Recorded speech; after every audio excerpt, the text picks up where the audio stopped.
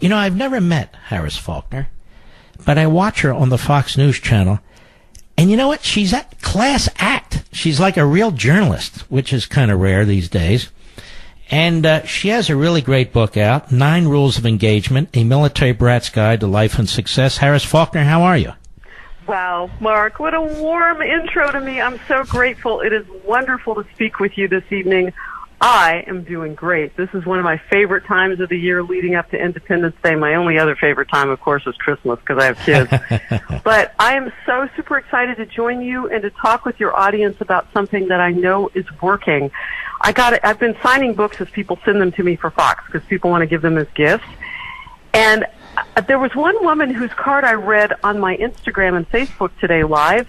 She said that she picked up my book, and a short time later, and the book's only been out for a month, so it'd have to be a short time, she got a huge promotion on her job. She started making changes in her life. I know this stuff works, and I want your listeners to engage the 9 Rules of Engagement immediately. Well, you know what? And I didn't know you were a military brat. So, you know, kudos to you and your father. Dad. Let's jump into this. So 9 rules of engagement for life, basically. Mm-hmm. Pick a few and explain them to us. All right. So the whole premise of this is to look at that military family experience and to understand that there's certain things that are required and expected, particularly of the offspring of officers. My dad fought in Vietnam twice. He was a combat pilot. I opened the book with one of the many stories. He was stationed in Dong Ha at one point, the northernmost town of South Vietnam, just below the DMZ. And I start the book off with a mission that started to go sour. And the reason that I do that is because the first place you start in life is to believe you can. You've got to really dive into your own potential. And if all you have is a battered, shot-up plane and your skills, you've got to believe that you are enough. And that kicks in the rules. The first one, and I'm glad you and I have finally met because I would consider you one of my special forces. No, thank you. The first time, Mark, absolutely. I mean, you want people with conviction. You want people, and I've listened to you and watched you now, you want people around you who really believe in goodness and the best that we can be. Those people who believe that change is possible. That's where we are in the nation right now, and I know that's what you believe.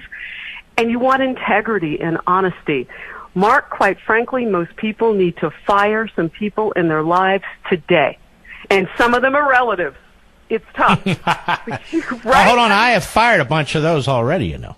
Don't you kind of go through your life every now and then you're like, okay, something's not working. What do I have too much of? I don't know, but if your neighbor's gossiping, you got to chat with him or her because that will bring you down.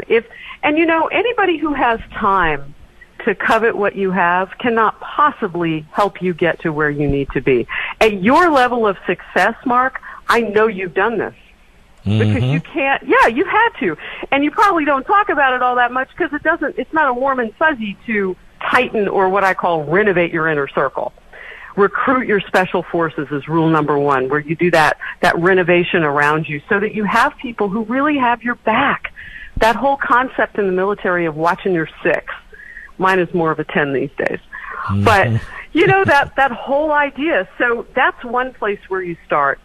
Another place, and this is one of my favorite rules, and again, I know from just listening to you and watching you that sometimes these things are already in play or you need to remind yourself to do them. We all have demons, and we have to deal with them. Mine was the kind of tardiness that I would show up at events that I had orchestrated, and people would be already ordering their food. I was so late. I had a news director tell me that it was going to ruin my career. And do you know how he knew? Because he was about to stop me. Yeah.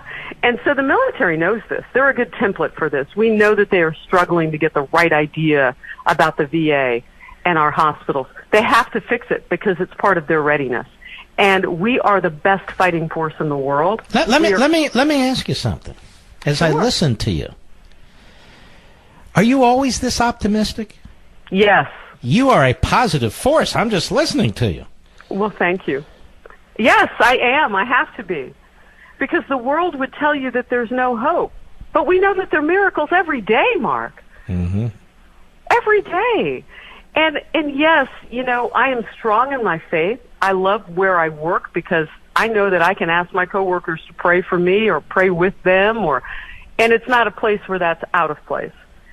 I think that when you are purposeful in your life, you have to make sure that you're in the right place, surrounded by the right people. The military doesn't send 250 people on a Navy SEAL mission. They send like a couple dozen because they know they've got the right people. And that's how we should missionize our lives. What's your next goal? And your listeners know you're very successful. And at the same time, I was listening to you just a few minutes ago. Uh-oh. You're on fire about change. And why is that, Mark? Because you have that same spark of hope. And you know that if you don't leave your feet planted and you've got good surrounded, you're surrounded by good forces, that anything is possible. And so that's where I stay with my hope. I know that we need clutch people around us, but we also need to be clutch for other people. It opens up so much opportunity in our lives, and it reminds us of that one strand that runs through everything, and that's integrity. Think about how many people are just deciding right now they're not getting on the high road.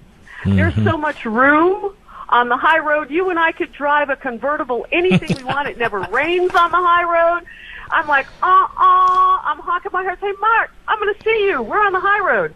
That's where people need to stay, because when the opportunities come up, and they will, we're ready. My one concern about where the nation is right now is that it is losing sight of its potential and concentrating on what divides us. And so I would say this, and I write about this in the book, it's okay to debate. I like to debate, too. I do a show called Outnumbered. Love to have you on sometime. Great, by the way, great show.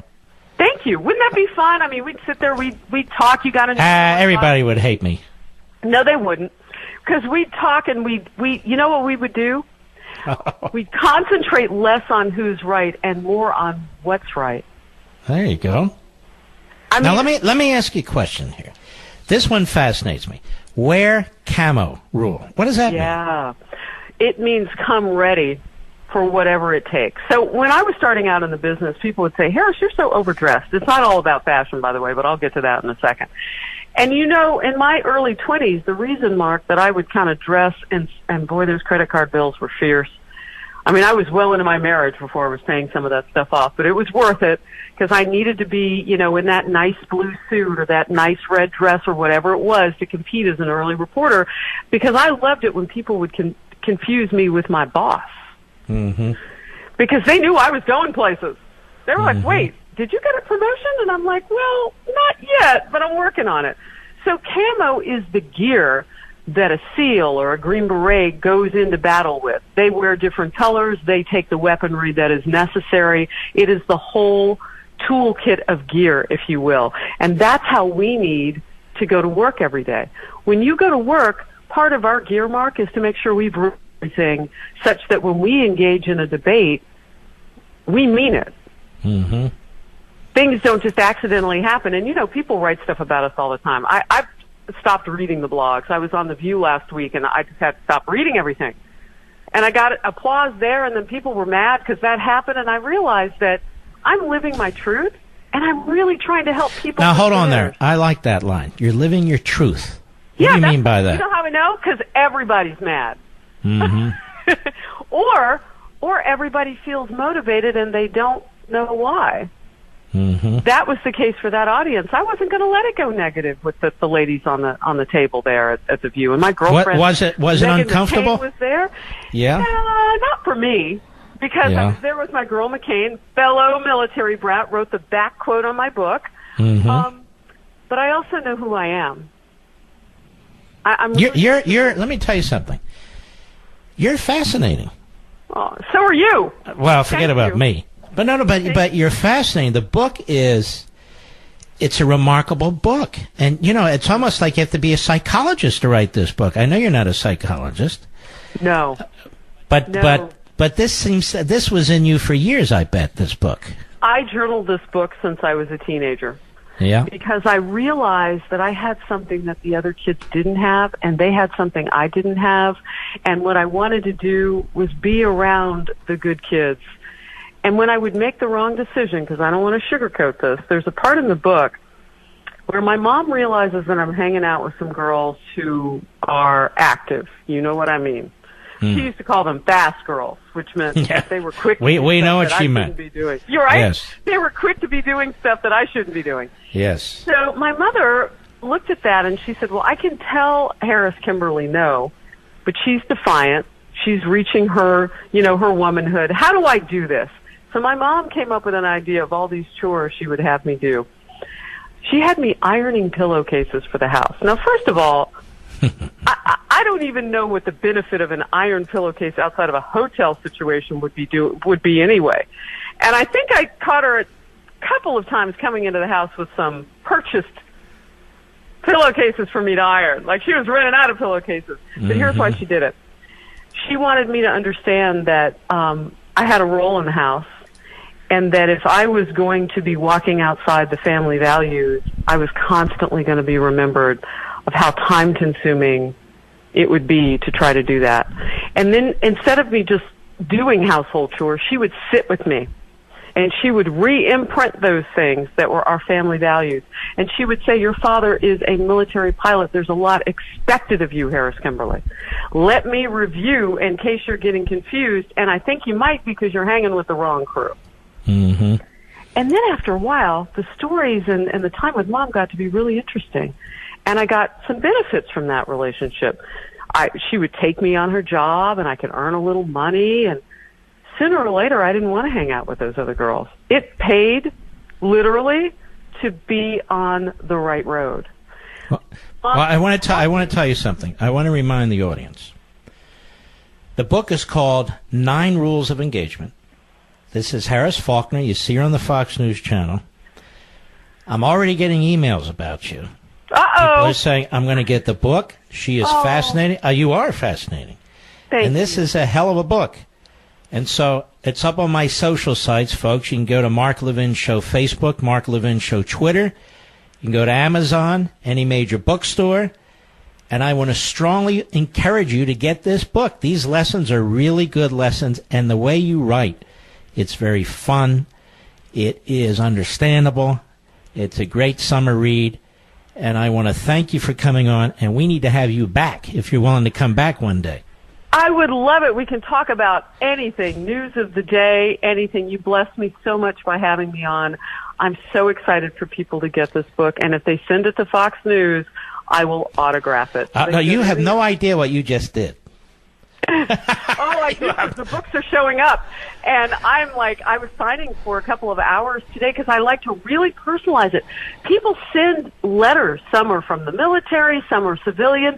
I'm getting college kids sending me notes saying, which rule should I start with? All right. Well, let me ask you, because we have to go. Where do you want them to send it? 1211. Oh, yeah. I know. You know what? Why don't we do this? How about if I just tweet at you? Tweet at me, and then we'll figure out how to tweet it up. Because I'm already following you. I'm a fan. Well, thank you. Absolutely. I don't follow anyone, Harris. I'm very much a loner, just so you know. Except my wife. I follow her everywhere. So. I love it. All right. Thank you again. I'll tweet at you. Your listeners will be able to see it. God bless, and we'll get together. You too. I look forward to it. God bless to you, too. Isn't she fascinating, Rich? Wow, what a personality. And smart. I'm telling you, I watched this show she's on. Outnumbered Overtime. I'm quite serious. I'm in my studio getting ready to tape LEVIN TV, and I always have it on. And she's a star. She is terrific. Harris Faulkner. The book is 9 Rules of Engagement, a military brat's guide to life and success. It's not just one of these life books. It's a fascinating book. You heard her. You heard the energy. It comes across in the pages. It is a perfect summertime read. It really is. And you're going to get some insight into Harris Faulkner, too. It really is a terrific book. 9 Rules of Engagement.